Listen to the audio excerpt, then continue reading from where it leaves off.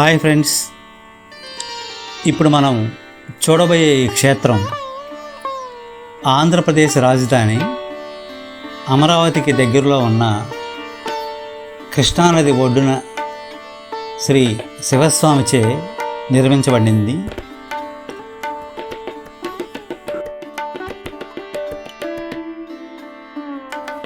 ప్రధాన ఆలయంతో పాటు అనేక ఉపాలయాలు కూడా ఉన్నాయి. మనం ఎక్కడ చూడని దేవతామూర్తుల విగ్రహాలను కూడా మనం ఇక్కడ చూడవచ్చు. ఇదిగో చూడండి, ఈ పరిసరాలు ఎంత ప్రశాంతంగా ఉన్నాయో. ఇక్కడికి చాలా దూరం నుంచి భక్తులు వచ్చి దర్శించుకుంటూ ఉంటారు.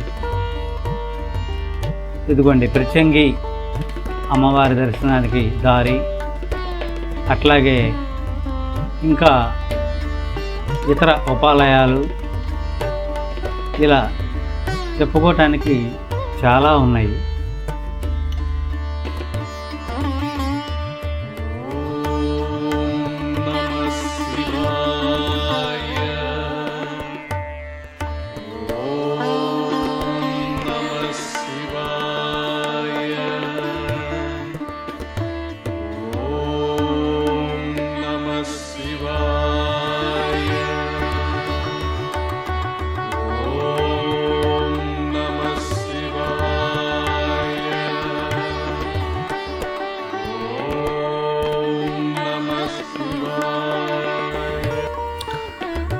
ఈ క్షేత్రంలో గొప్పగా చెప్పుకోదగ్గది నక్షత్ర వనం. బహుశా ఈ నక్షత్ర వనాన్ని మనం ఎక్కడ చూసి ఉండం. ఇక్కడ ఒక్కొక్క నక్షత్రానికి ఒక్కొక్క చెట్టు నాటారు. భక్తులు తమ నక్షత్రానికి సంబంధించిన చెట్టుని పూజిస్తే మంచి జరుగుతుందని చెప్పి నమ్మకము. చూడండి, ఆరుద్ర నక్షత్రానికి మిరియాల చెట్టును,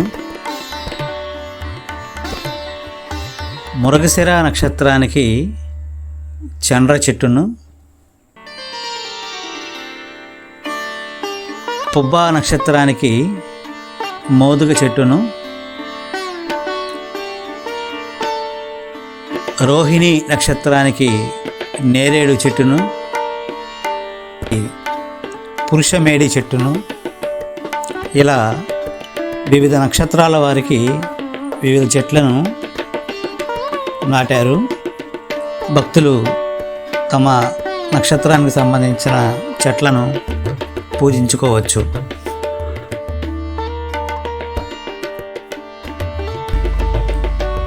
ఈ ఆలయంలో నాగప్రతిష్ఠలు కూడా చేసి ఉన్నాయి.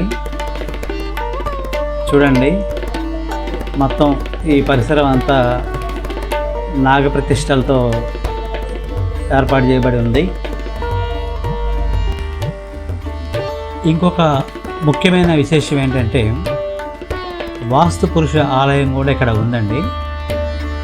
ఈ వాస్తు పురుష ఆలయం అనేది ఎక్కడ మనం చూసి ఉండము. చూడండి, ఈ వాస్తు పురుషుడు ఎలా విగ్రహం ఉందో. ఈ వాస్తు పురుషుడు వాస్తు విషయాల గురించి తెలిసిన వాళ్ళకి తెలిసి ఉంటుంది. ప్రతి 3 నెలలకి అతను పడుకునే విధానాన్ని మారుస్తాడని చెప్పి అంటారు. ఆ విధంగానే ఈ వాస్తు పురుషుడు సంబంధించిన విగ్రహాన్ని కూడా తయారు చేశారు.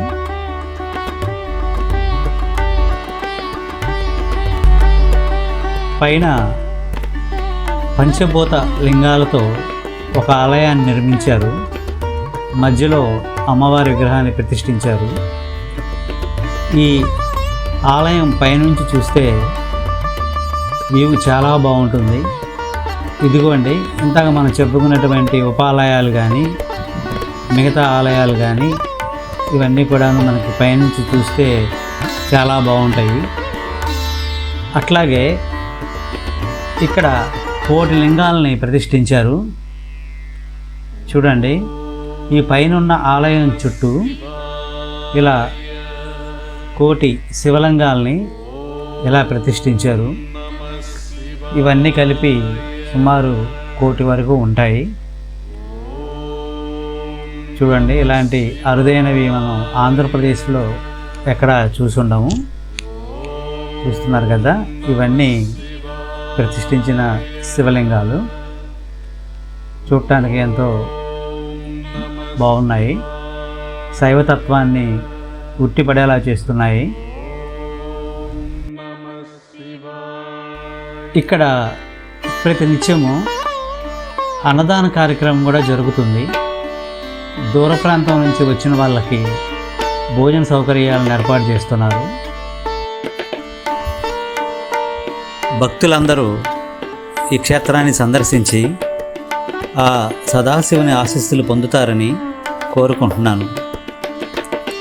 ఈ వీడియో నచ్చితే ఒక లైక్ ఇవ్వండి, షేర్ చేయండి, తప్పకుండా సబ్స్క్రైబ్ చేసుకోండి. Thank you.